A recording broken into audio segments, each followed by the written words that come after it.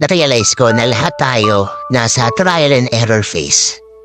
Hindi natin alam kung tama ba yung ginagawa natin o kung meron ba tayong mapapala sa mga desisyong nagawa natin. Yung realization na lahat tayo merong pinagdaraanan, na lahat tayo first time dito sa mga bagay na to, doon natin marirealize na lahat tayo pantay-pantay. Kaya mahirap rin na i-compare yung sarili natin sa iba kasi mali mo yung chapter 1 mo, chapter 10 na pala niya. Marami tayong hindi alam sa ibang tao at marami rin silang hindi alam tungkol sa atin. Kaya kung darating yung pagkakataon na bako-compare natin yung sarili natin sa kanila, yun yung kailangan natin iwasan. Mahirap pero kailangan eh. Kaya nga lagi nila sinasabi, compare mo yung sarili mo sa dating ikaw.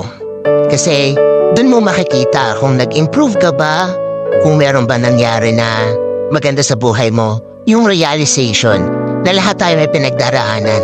Doon tayo nagiging pantay-pantay. Lahat tayo may hinaharap. Kaya huwag mo i-pressure yung sarili mo sa nangyari sa ibang tao.